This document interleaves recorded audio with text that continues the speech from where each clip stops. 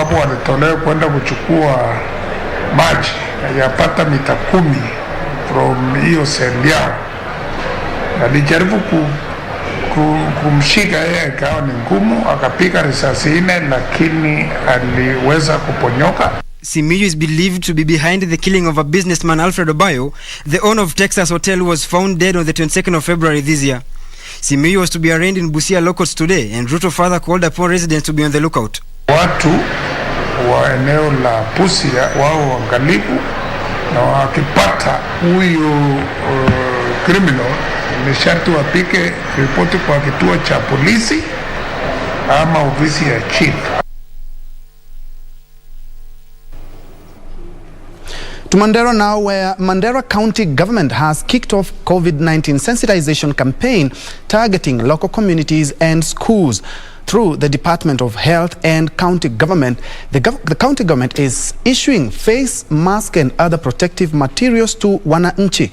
Speaking during the sensitization campaign in Mandera East, the county's health public officer, Yusuf Shaban, said the move is to prevent students from getting infected with the virus. He went ahead to encourage teachers to work hard and prevent new infections by taking the COVID-19 immunization jab, as it will make them resistant to infections.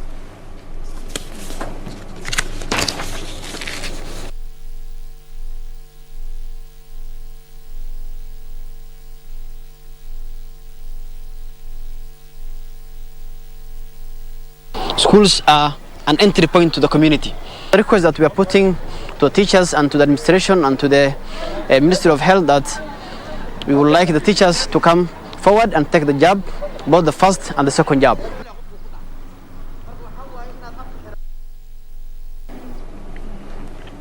And still keeping on with the health matters, health workers in Siaya have downed their tools over delayed salaries and non-remittance of statutory deductions by the county government. Speaking at Siaya Referral Hospital, Chairman, Kenya Medical Practitioners and Dentist Union, Nyanza Region, Dr. Onyango Ndonga, said they have exhausted all avenues of consensus with the county government. The Siaya County government is on the spot over alleged negligence in addressing the plight of healthcare workers. The medics, who have since downed their tools, says the Siaya County government has refused to listen to them. The county government of Siaya has let her people down when it needed them most. As health workers, we want to say that patients in Siaya are also suffering because their caregiver is suffering. KPMDU Chairman Dr. Onyango Ndonga says medics have not been paid for months. Kenya National Union of Nurses Siaya Branch Secretary Sylvester Nganda blamed the county government for crippling the health system. Ladies and gentlemen, it does not make sense to work for more than 90 days without receiving a single cent for the days you have worked. Ladies and gentlemen, it does not make sense to work in isolation unit without PPE and without NHIF cover, so that in case you are sick, you can seek medical care even in the list of our medical facilities. Nganda says a worker promotion agreement discussed in March this year has not yet been fulfilled. We've been trying to move towards amicable solutions, and we've been trying to talk, with them, including all these health sector unions, to implement the promotions as they agreed. They agreed in March. March was over. We have not seen that implementation, Then April, May, then we come to realize that from March, they have stolen our money and they are not having money to implement those promotions. Yusuf, hello, Lunchtime News.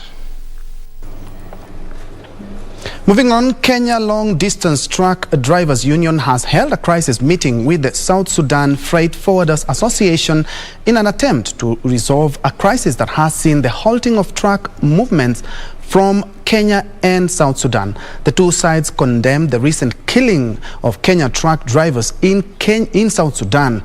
Union officials claim more than 20 drivers have been killed while ferrying goods into the South Sudan territory.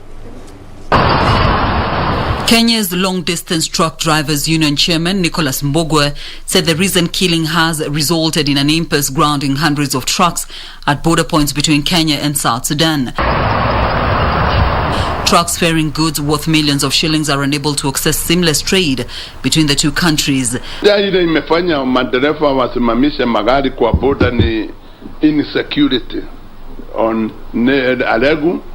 Alegu, Juba, name the border, those two borders. Hundreds of trucks have been parked at Malaba, Busia, Kumi, Bale and Alegu towns. Mbogo is urging truck drivers to resume trips, saying South Sudan has assured the union of the driver's security. I've just spoken to the Inspector General of Southern Sudan, who have assured me that the safety of our people, our members, truck drivers, will be from now given the first priority. South Sudan Freight Forwarders Association's chairman, Mr. Emmanuel Kachul Mayen, condemned the killings which took place along Nimule-Juba highway. He said the rebels' motive is to disrupt the supply chain from Mombasa port to South Sudan and to discourage the business community and people of South Sudan who are currently using Mombasa port as their port of preference to move their cargo. What we are telling our people, these drivers are innocent, they're unarmed, okay? They are not harmful. And in fact, we share the pains with the families of the who have lost the loved ones, who work day and night to ensure the supply of these commodities. The government of South Sudan has committed to protect the Kenyan drivers in their territory, urging them to resume operations. Caroline Kamau for Lunchtime News. Let's now shift focus to politics now, where Murang'a Senator Irungu Kang'ata has accused a section of Jubilee Party MPs in Mount Kenya of sponsoring violence in events organized by Deputy President William Ruto. Referencing Sunday's disruption of a planned church service in Kieni, Kang'ata called on police to take tough action on those involved. This even as a section of the clergy in Kiambu continued to urge politicians to keep politics off the pulpit. On Sunday, Deputy President William Ruto's motorcade was blocked by rowdy youth in Kieni constituency, Nyeri County, drawing condemnation from his allies. Murang'a County Senator Irungu Kang'ata blaming the incident on some Jubilee MPs, whom he accuses of planning the violence so as to paint the Deputy President in bad light. Sisi wandani wa Deputy President tumekuwa tukifanya campaigns ambazo hazina vita. Tumekuwa tukiwachilia Raila Odinga kuja katika ngome zetu, hatutumi vijana, kwani sisi ni watu wa kanisa na tunaamini na peace. Kang'ata wants the police to take stern action against those involved in Sunday's incident, claiming the Ruto-allied MPs were slowly getting fed up with the rampant disruption of their meetings. NCAC wacha wafanya kazi ili tuwe na amani. Basi wale ambao wanasema tunakuja katika sehemu zao wajue ya kwamba sisi lazima tumsukume president wetu wa 2022 ambaye ni William Ruto, na lazima tuweze kuelezea Wakenya azima yetu na agenda yetu. In the meantime, a section of the clergy in Kiambu County is calling on politicians to keep off the pulpit. Tuwe na kujari, corona inaongezeka sana wakati umati mwingi wa watu unakuja kusongomana katika makanisa. Wacha siasa ipigwe lakini isipigiwe kwenye nyumba ya Bwana. The clergy say political propaganda has divided the church. Wachungaji wengi wamekuwa so much political.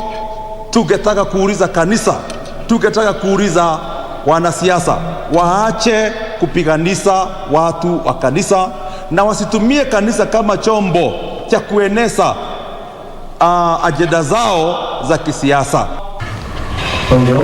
This even as a university don called on Kenyans to be vigilant as the general election approaches so as to elect leaders who are compliant with Chapter 6 of the Constitution on integrity. Zitek University Vice Chancellor Jenga Munene warned that corruption within government ranks risks dimming the prospects of a prosperous Kenya. For the first time next year when you vote, don't vote your tribesman, vote for the sense in your tribesman if you must vote for them. Vote because you believe that they are going to make a difference in the life of Kenyans. John Jacob Curie, Lunchtime News. Moving on, property estimated to be worth millions of shillings was reduced to ashes in MLOLONGO Machakos County, following an early morning fire that gutted 5 guest houses and several rental units. The cause of the inferno has not yet been established, with residents affected now appealing to the county government of Machakos and Nairobi for assistance. The aftermath of the fire that occurred at 5 a.m. left 5 guest houses and 50 rental units in MLOLONGO down to ashes.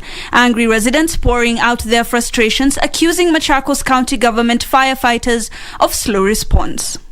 Asubuhi tuliamkia 5:30 tukapata moto eneo ya Plan B Madharau Street. Moto imewaka mingi, imechomeka, manyumba imechomeka hapa zaidi ya 300, wananchi wameumia, wengine wameenda hospitali. Mimi ni mkazi wa MLOLONGO na tumekadiria hasara mingi sana ya pesa mingi sana. Nyumba ambapo zimechomeka nyumba karibu 300 na tumekuwa pamoja hapa kuzima moto. Na ni hasara tumepata mingi sana kupitia sisi wenyewe hapa. Na tukasaidiana kuzima moto sababu municipal council ya the river haionekani. According to residents, the fire was fierce and no property was salvaged in the incident, leaving tens of families homeless and business persons counting losses. According to MLOLONGO Assistant County Commissioner Dennis Oganga, the fire brigade managed to stop further spreading of the fire in order to salvage some of the property and to control the surging crowds from looting. We are very happy. The fire extinguisher from Nairobi responded very well, and as you can see, the fire has been managed and people are salvaging their own properties. A total of 5 guest houses were burnt, and unfortunately we have gotten 4 injuries. Those are 2 adults of female and 2 male, but they have been rescued by the team that responded and they have been taken to Shalom Hospital. Elsewhere, residents of Maho and Chala wards in Taita Taveta County will benefit from a 12 million shillings D. Moody Nakuruto water project. The project is expected to solve the acute water shortage in the area as well as provide access to clean water. Addressing the delighted Taveta residents, Taita Taveta County Governor Granton Samboja noted that the multi-million project brings to an end the challenges posed by lack of water supply in the area. Mradi huu, at the end of the day, serving a population of 17,000 people, kwa kweli ni hatua kubwa tumepiga. A section of the areas connected have not had access to piped water since independence. Na watu wetu wameteseka kwa muda sana. Wanakunywa maji ya chumvi kutoka mtoni. Lakini leo hii na kupitia mradi huu tuko na uhakika sahi wakazi wa kuanzia majengo paka Kidong tunakunywa maji safi. The project is a partnership between the county government of Taita Taveta, Kenya Red Cross Society and British Red Cross. For Lunchtime News, I'm Jacqueline Masharia. Now, the Teacher Service Commission has urged parents to take a keen interest in what their children carry to school to help avert cases of insecurity in the learning institutions. TSC Director in Ugunja, Daniel Otieno, says some learners have been found in possession of illegal dangerous items in schools, endangering the lives of their colleagues and teachers. TSC has raised an alarm over increased cases of students arming themselves, especially in schools. As per now, what's going on in the nation? Pupils, not even students, are walking with pangas to institution of learning. Ugunja Sub-County TSC Director Daniel Otieno said that it was time parents and guardians take keen interest on what their children were carrying to and from schools to curb indiscipline. The TSC Director said the solution to indiscipline within the educational institutions must start with parents. Solving of this problem should start from the school, from the parents before we go to school. Know what the child is carrying to school. Meanwhile, the Opio Wandanyi Foundation has handed 500,000 worth of bursaries to some 38 students in the area. Today we have around 38 beneficiaries, and as I'd say, this is just the beginning.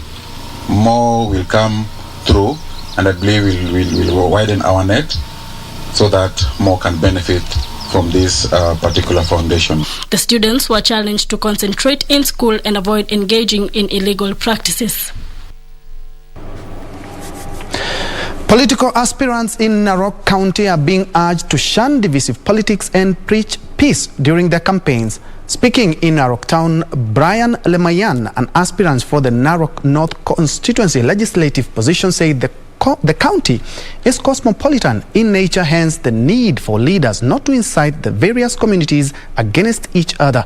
Lemayan further called on residents to watch out for leaders who are out to divide them along tribal lines.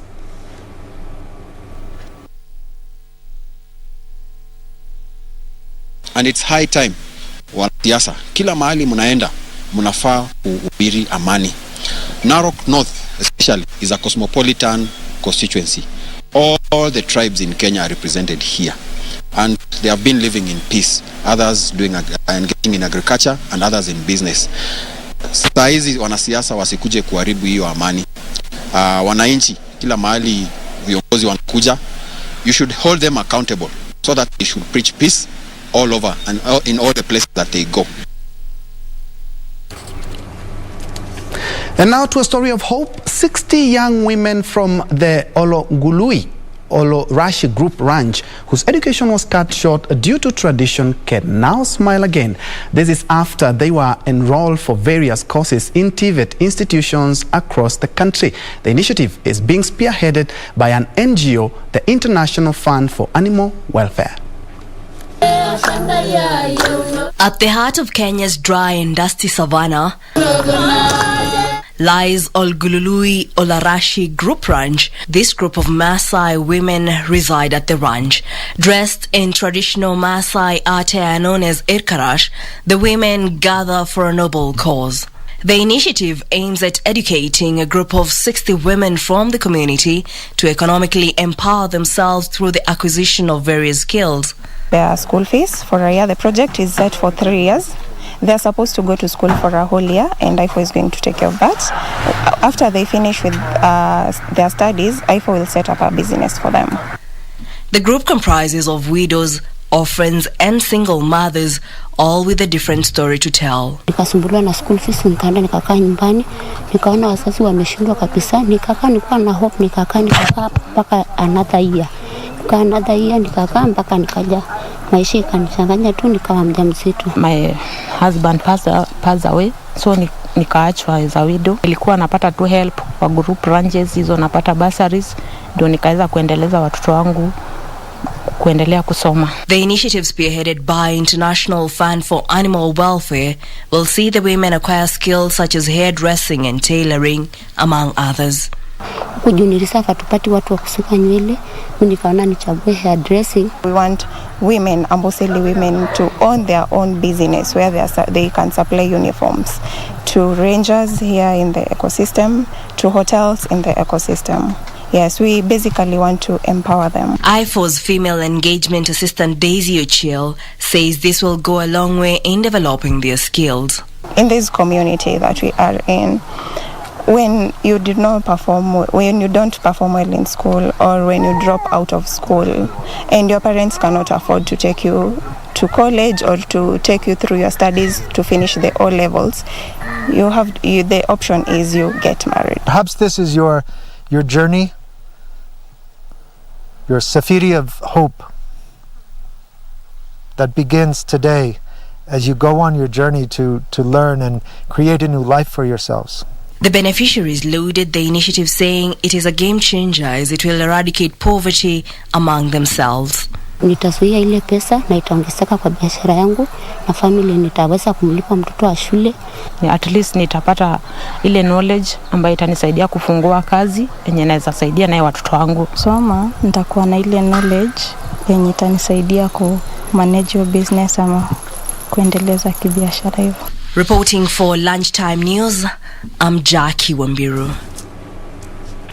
Very impressive indeed. Moving on, the electoral body IEBC's target to register at least 100,000 new voters in Kiambu County is in jeopardy due to 2 election petitions barring voter registration into constituencies. The IEBC say the voter registration exercise in Gatundu North and Kiamba constituencies will be delayed due to the petitions pending in court. It's all systems go for mass voter registration ahead of next year's polls as electoral body IEBC targets to enlist 4 million new voters countrywide in 1 month. Kiambu County has 1.9 million registered voters spread across 12 constituencies, and IEBC targets to register at least 100,000 new voters. We will be out there.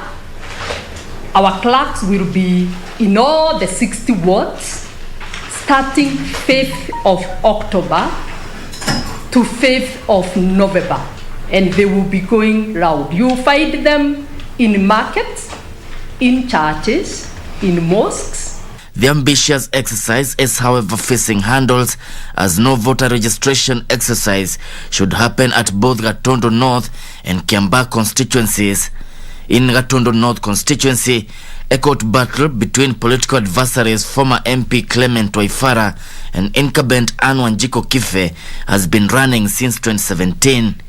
Similarly, in Kiamba constituency, a petition challenging the United Democratic Alliance candidate John Juguna's victory is yet to be heard and determined.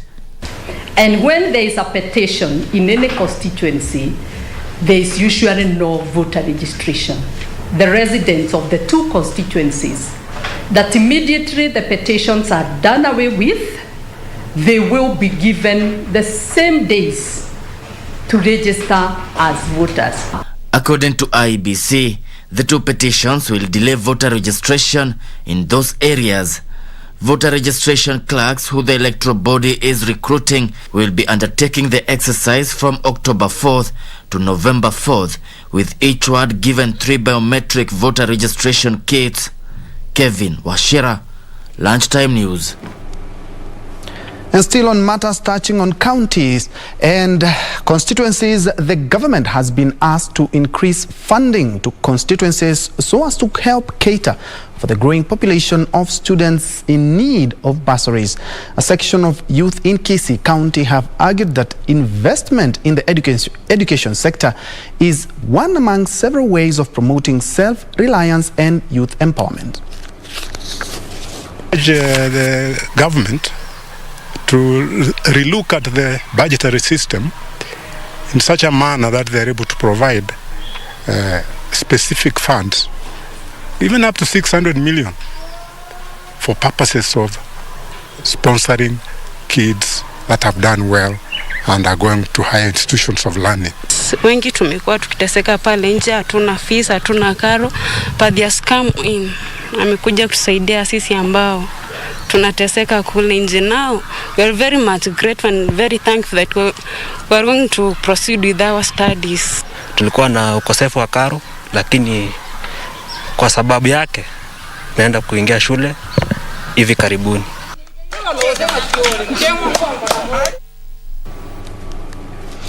Further afield, American actor Michael K. Williams, best known for starring in HBO drama series The Wire, has been found dead in his New York apartment. Williams is best known for the role he played in The Wire. He was also known for playing Albert Chalky White, a powerful gangster in the in the Prohibition period TV series Boardwalk Empire. The U.S. media quote law enforcement sources say the actor died of a suspected drug overdose. However, this has not been officially confirmed. At the time of his death, he was 54 years old. Williams, who was nominated for 3 Emmy Awards, had openly discussed his struggles with drugs over the years. According to New York Police Department spokesman John Grimpel, police went to Williams' Brooklyn apartment after receiving an emergency call on Monday. Elsewhere, the Taliban have declared victory over the province of Pajir, northeastern of the capital Kabul, the final pocket of territory which has remained outside their rule. The group posted footage online of their fighters raising their flag there on Monday. Resistant fighters, however, said they were still present in all strategic positions and continue to fight. And finally, a Vietnamese man has been sentenced to jail for 5 years for flouting COVID-19 rules and spreading the virus. A court found Lee Van Tri guilty of transmitting dangerous infectious disease to 8 people, one of whom eventually died. Until recently, Vietnam had been largely successful in keeping COVID out with tight restrictions.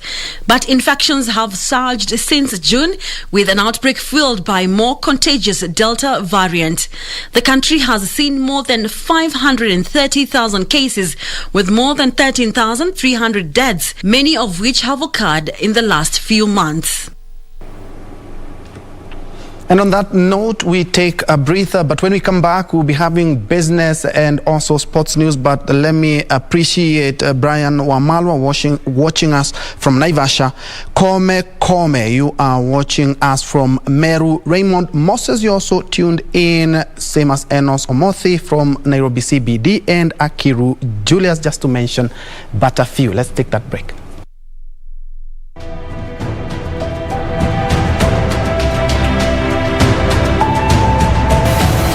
Ambayo mnaiona hapa ndio inayomleta rais wa Uganda Dr. Obote hapa katika uwanja wa ndege wa Nairobi. Na hapo sasa rais wa Uganda Dr. Obote anateremka kutoka kwenye ndege hiyo na analakiwa na baba taifa Mzee Jomo Kenyatta kama vile mnavyowaona pale mbele kwenye ndege hiyo.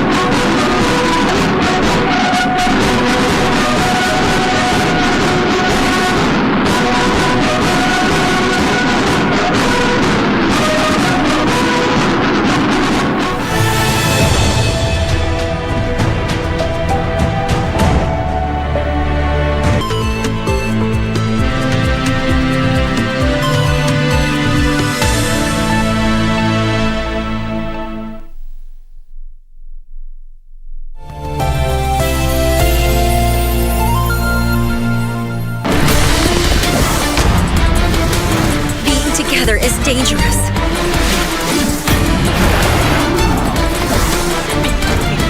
He is my father's enemy. Over my dead body.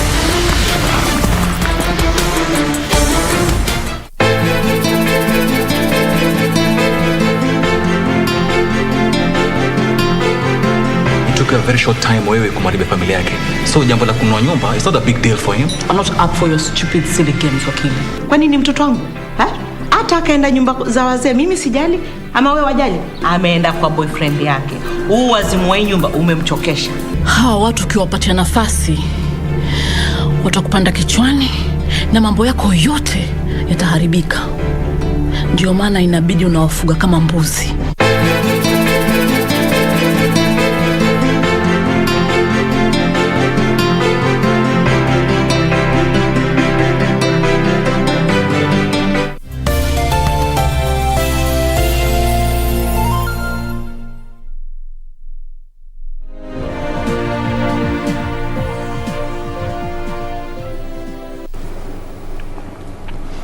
Welcome back and thanks for keeping it KBC Lunchtime News. Moving on now to business, where the county government of Nairobi, in collaboration with the private sector and the United Nations, have rolled out a pilot program that will see the use of digital billboards set up along key roads to bring real-time air pollution data and control traffic. The project, dubbed Nairobi Air Quality Awareness Demonstration, is expected to leverage on the digital platforms and expansive network infrastructure to support the air quality monitoring project to expand across more urban areas in Kenya. Digital billboards in Nairobi will soon begin to live stream real-time air pollution details in an effort to increase air quality awareness among the city's 4.7 million inhabitants. The project, dubbed Nairobi Air Quality Awareness Demonstration, is expected to accelerate efforts to change how transport, waste management and other services are managed in cities to ensure air pollution from these activities is significantly reduced, if not eliminated. We are working with the county governments who will be providing the necessary environment for mounting the sensors, as well as the advertising agencies who are providing the display screens that are spread across the country. Kenyans will have access to real-time air quality information for some of the most harmful type of air pollution, fine airborne particles known as PM 2.5. What we are doing is translating this into a color scheme. So if the color is green or the UN blue, it means the air is acceptable. As the pollution grows because of traffic, because of open burning, those concentrations are going to increase, and the colors on those displays will change, going through a scale from green, turn into orange, turn into red, to purple, to brown. The information will be screened on digital billboards set up along Moi Avenue, University Way, Mbagathi Way and Jomo Kenyatta International Airport to help residents limit their exposure to harmful pollutants.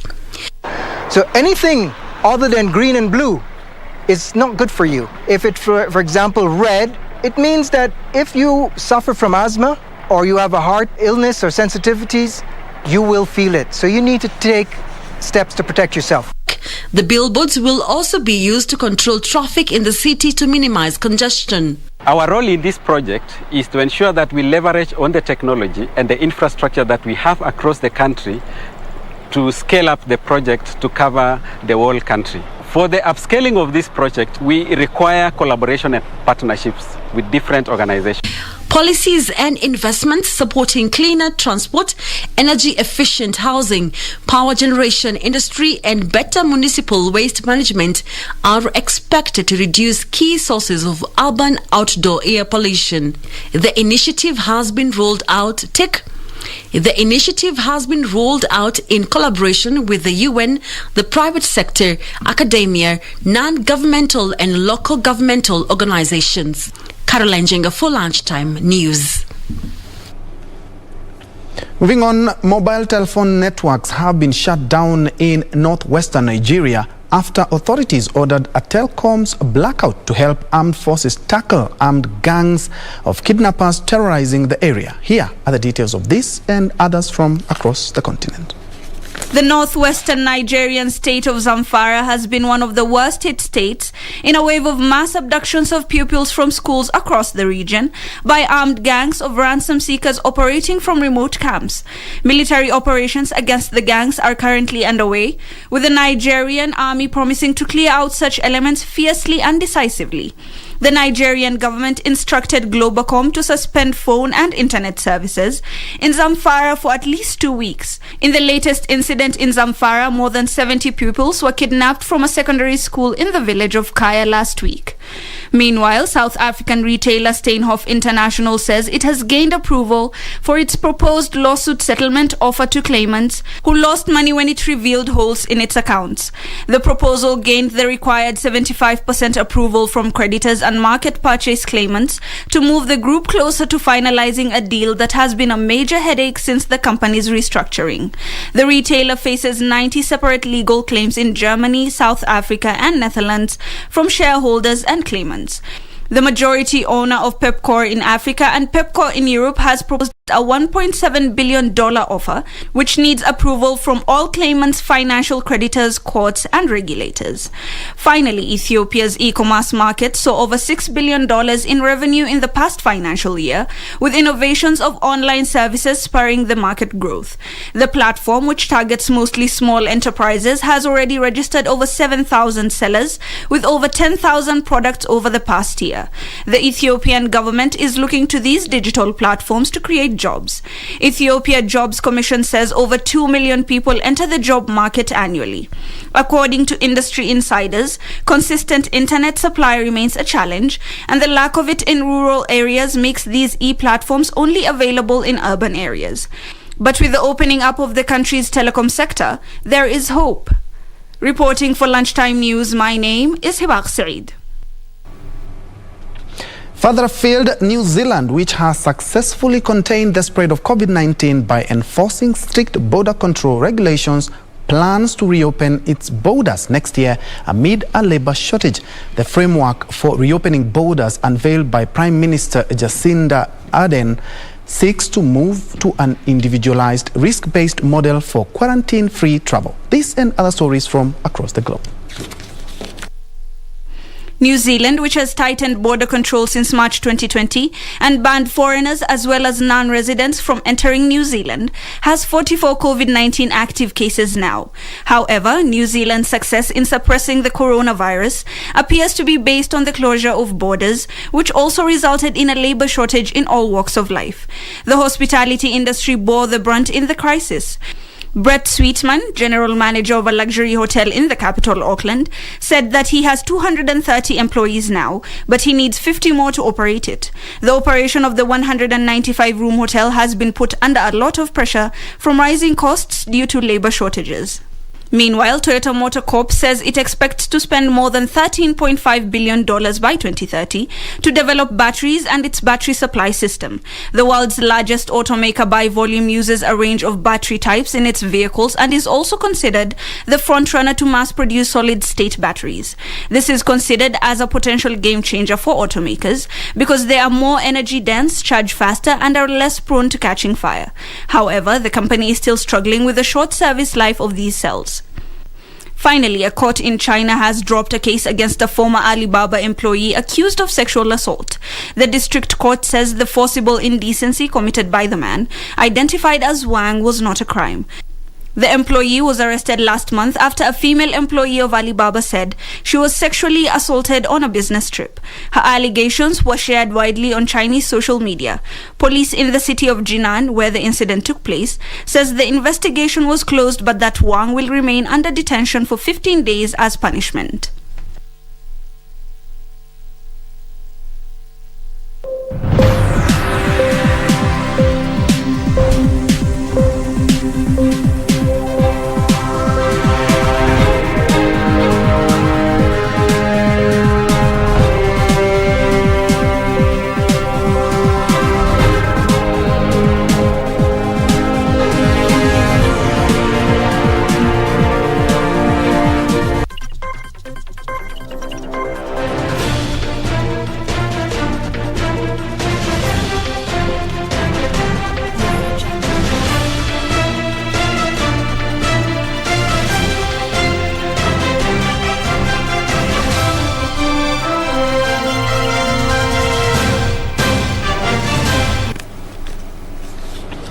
Time to play, and we begin with volleyball, where the national men's volleyball team will take on former champions Ethiopia in their opening match on Wednesday at the ongoing African Nations Championship in Kigali, Rwanda. Kenya landed in a tricky Pool D alongside Egypt, Morocco and Tanzania. The Gideon Taylor's Chargers will take on perennial names Egypt in a repeat of 2017 opening fixture, where Kenya lost by 3 sets to 1 to the North Africans. Kenya will also face a tricky Morocco and Tanzania in Group D in their quest to advance to the quarterfinals. Head coach Gideon Taylor is adamant the Kenyan team will put up good fight. Draw imetoka, tuko bull of death, lakini tutafanya vile tutaweza. Najua Waarabu ni timu mbili, wako wazuri kwetu, lakini tutafanya vile tutaweza mpaka tuangushe hata moja ndio tukoleba kwenda quarters. Defending champions Tunisia are drawn in Pool B alongside Nigeria, South Sudan and Ethiopia. The African National Championship, which runs until September 16th, has attracted 16 nations. Daniel Mwendwa, Sports. And in soccer, Tottenham duo of Giovanni Lo Celso and Christian Romero are set to be fined by the club after linking up with the Argentina national squad without permission. The two were involved in shocking scenes whilst on international duty as health officials entered the pitch during a World Cup qualifier against Brazil in Sao Paulo, with the match eventually being suspended. The Tottenham Hotspur duo of Lo Celso and Romero are expected to be disciplined for making the trip to South America with Argentina for games against Venezuela and Brazil against the club's wishes, with both players expected to receive hefty fines.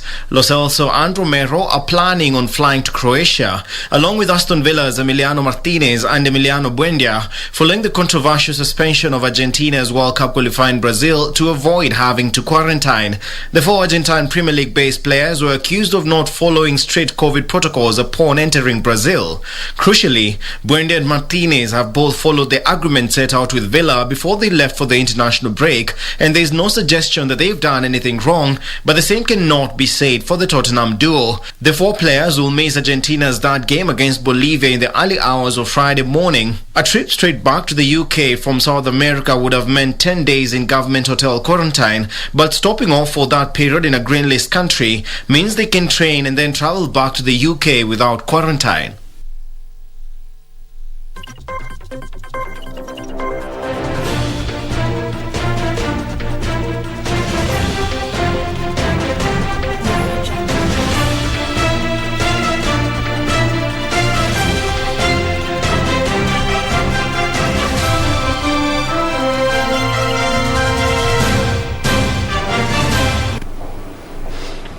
That's all the time we had for lunchtime news this Tuesday afternoon, but allow me to appreciate Ferod the Footer. You are also watching Detective George Omondi, Yasini Omari Asno, Martin Odur Okinyo.